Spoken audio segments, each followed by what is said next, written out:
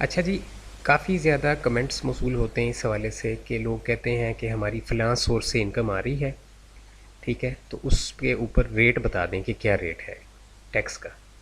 तो मैं आपको इस वीडियो में सिखाता हूँ कि इनकम टैक्स रिटर्न आपने अपना ओपन कर लेना है और उस ईयर का ओपन कर लेना है जिसका आपने टैक्स रेट देखना है, ठीक है? जैसे 2023 का अगर आप लेट रिटर्न अभी जमा करवा रहे हैं तो 2023 का मैंने ये रिटर्न एक जो है खोला हुआ है जो अभी तक सबमिट नहीं हुआ है, ठीक है? तो आपने सबसे पहले उस ईयर का टैक्स रिटर्न ओपन कर लेना। फिर जो भी आपकी यहाँ पे इनकम है, ठीक है, जैसे प्रॉपर्टी की इनकम है या सैलरी की इनकम है या बिज़नेस की इनकम है, तो इस वीडियो में मैं दो को कवर करूँगा, सैलरी और प्रॉपर्टी को। बिज़नेस का भी सेम तरीकाकार है, बिज़नेस के लिए मैं अलग वीडियो बना दूँगा। तो मिसाल के तौर पे सबसे पहले सैलरी का देखते हैं। तो सैलरी के अंदर मिसाल के तौर पे आपकी इनकम आ रही है और इस इनकम को सबसे पहले आपने ये करना है कि इसको जाके तो इसकी जो ग्रॉस इनकम है अपनी पे स्लिप से देख के वो यहाँ पे एंटर करनी है, ठीक है, पे स्लिप से देख के। तो अब पे स्लिप पे आपकी ग्रॉस इनकम आ रही है 20 लाख रुपया। 20 लाख रुपया यानी कि टैक्स कटने से पहले की इनकम को ग्रॉस इनकम कहते हैं, ठीक है। तो ये 20 लाख रुपया आपका था टैक्स कटने से पहले। अच्छा, अब ये जो 20 लाख रुपया है इस पर आप यहाँ से कैलकुलेट करेंगे तो इसका टैक्स जो है वो निकल आएगा, ठीक है। ये बहुत आसान है। तो इसके लिए आपने देखने के लिए कि कितना टैक्स बना है, कंप्यूटेशन के अंदर जाना है, ठीक है। टैक्स चार्जेबल पेमेंट को ओपन करेंगे और इसके अंदर सबसे नीचे जो है कंप्यूटेशन आ रहा है। तो ये हमने जो है कंप्यूटेशन को ओपन कर लिया। अब देखें यहाँ पे इनकम फ्रॉम सैलरी सबसे ऊपर आ रही है 20 लाख रुपए, और इसके अलावा income from property, income from business, income loss from capital gain, ठीक है, कैपिटल एसेट, उसके बाद income loss from other sources, ये, और उसके बाद फॉरेन इनकम, एग्रीकल्चर इनकम, सारी चीज़ें ज़ीरो आ रही। नीचे देखें टोटल इनकम 20 लाख रुपए आ रही है, ठीक है। तो इसका मतलब है कोई और इनकम ऐड नहीं हमने की। तो नीचे इसका टैक्स चार्जेबल आ रहा है 1,15,000 रुपये, ठीक है जी। तो चूँकि कोई और इनकम एडिड नहीं है इस वजह से सिर्फ एक ही इनकम एडिड है, तो उसी के ऊपर 1,15,000 रुपये टैक्स है। अब आपके अकाउंट में ये जो साल की आपकी सैलरी थी इसमें कितनी अमाउंट आई होगी। अगर आप अपना अकाउंट का बैलेंस जो है बैलेंस शीट को देखते हैं, उससे थोड़ा सा टेक्निकल होता है, उसको कैलकुलेशन वगैरह करना कि किस महीने की आई है, किस तारीख में आई है, ठीक है। तो उसमें आपको टोटल इस टैक्स ईयर की जो अमाउंट आई होगी वो 18,85,000 आई होगी, ठीक है। और इसी तरह आपकी जो पे स्लिप होगी उसके ऊपर भी 1,15,000 रुपये टैक्स जो है वो आपके एम्प्लॉयर ने काटा होगा डेफिनेटली। इसमें लोग ये गलती करते हैं कि यहाँ पे जिधर मैंने स्टार्ट के अंदर एम्प्लॉयमेंट के अंदर सैलरी के अंदर वेजेस सैलरी का जो टैब है वहाँ पे मैंने 20 लाख एंटर किया। यहाँ पे अगर आप अपनी जो कह लें कि जो बैंक के अंदर सैलरी आई है वहाँ से देख के डाल देंगे, जिसको नेट सैलरी कहते हैं टैक्स कटने के बाद की, तो सारा ही मामला ख़राब हो जाएगा।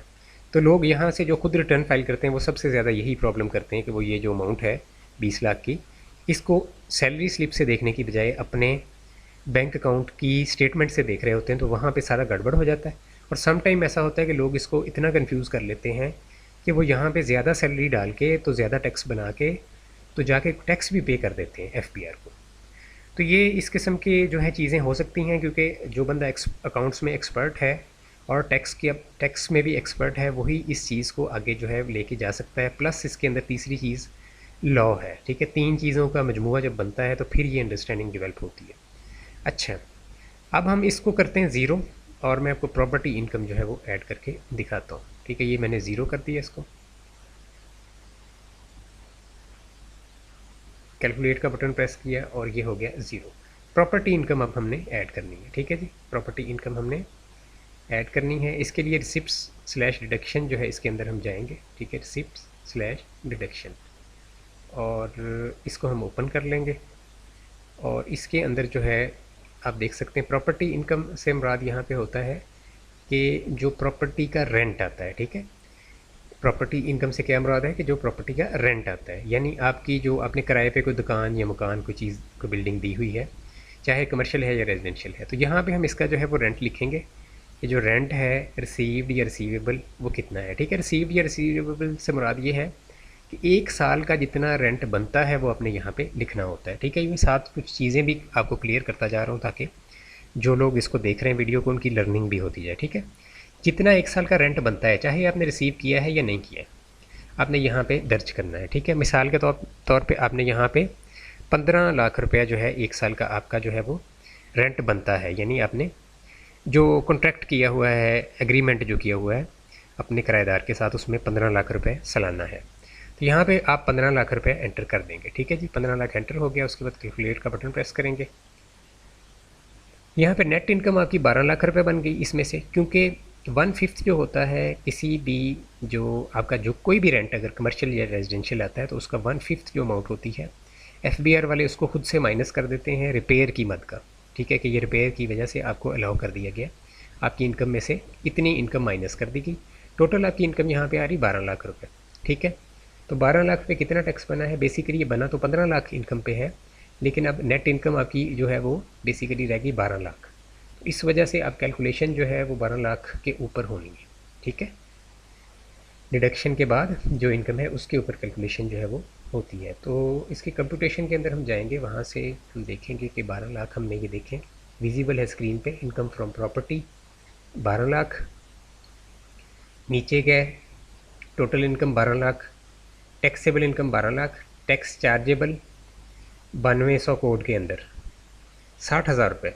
ठीक है, तो 60,000 रुपया जो है आप कह सकते हैं कि टोटल आपकी 15 लाख इनकम थी, लेकिन यहाँ पे चूँकि रिटर्न के अंदर वो 12 लाख रह गई, कुछ खुद से वो माइनस कर देते हैं, तो अब ये 12 लाख के ऊपर अब आपका 60,000 बना है। एक्चुअली ये 15 लाख के ऊपर टैक्स है। ठीक है, एक्चुअली 15 लाख की इनकम जो आपकी आई थी उसके ऊपर टैक्स है, लेकिन इस पर फार्मूला 12 लाख के हिसाब से लगा है, क्योंकि आपकी इनकम जो है वो खुद से 3 लाख माइनस कर दिया है। अब यही जो चीज़ है जो मैंने आपको सिखाई है कि इस तरह से आप सिर्फ 1-2 मिनट के अंदर अपनी कोई भी इनकम यहाँ पे एंटर करेंगे, उसका आप नेट जो है वो टैक्स निकाल लेंगे। ठीक है, तो ये एक आपकी लर्निंग भी हो गई और आपके लिए प्रोसेस भी आसान हो गया। अब इसके जो रेट्स हैं ये हैं। ठीक है, अगर आप रेट्स देखना चाहें, अब जो 12 लाख के ऊपर टैक्स बना है वो बेसिकली ये जो सामने आपके स्क्रीन पे रेट है इसके मुताबिक है। ठीक है, ये सैलरीड क्लास के लिए नहीं है, बाकी जो इंडिविजुअल्स हैं, बाकी जितनी भी इनकम्स हैं उसके लिए। तो 8 लाख से एक्सीड अगर करती है इनकम और 12 lakh does not exceed 12 lakh. ठीक है, यानी 12 लाख से एक्सीड नहीं करती, तो 12 लाख की फ़िगर यहाँ पे फॉल करेगी। इसका रेट है ₹10,000 plus 12.5% of amount exceeding 8 lakh. ठीक है, तो इसका अगर हम रेट निकालते हैं तो हम इस तरह से रेट वही निकलेगा। ये अब देख लें, यहाँ पे रेट निकाला हुआ है कि जो अमाउंट है 12.5% ऑफ अमाउंट एक्सीडिंग 8 लाख, और उसके बाद ये एक्सीडिंग 8 लाख कितना था? 4 लाख। 4 लाख का 12.5% 50,000 और 10,000 फिक्स था, तो 10,000 प्लस 50,000 जो है ये अमाउंट बनी 60,000 रुपये। ठीक है, तो ये इस तरह से रेट जो है एक्चुअल भी बंदा निकाल सकता है, लेकिन चूंकि आपको रेट का पता नहीं कौन सा रेट किधर से मिलना है, कहाँ कैसे लगाना है, तो इस वजह से बेहतर ये है कि मैंने जो आपको तरीकाकार बताया कि जो आप इजीली अपने जो इनकम टैक्स रिटर्न है उस पर्टिकुलर टैक्स ईयर का ओपन करेंगे और उसमें इनकम दर्ज करके आप आसानी से देख सकते हैं कि इसके ऊपर कंप्यूटेशन के अंदर जाके कितना टैक्स बन रहा है। ठीक है, तो ये बहुत आसान तरीकाकार है। इंशाल्लाह बिज़नेस के ऊपर भी मैं वीडियो बना दूंगा कि बिज़नेस इनकम के ऊपर आपने किस तरह से चेक करना है कि कितना टैक्स जो है वो पेएबल है। राइट जी।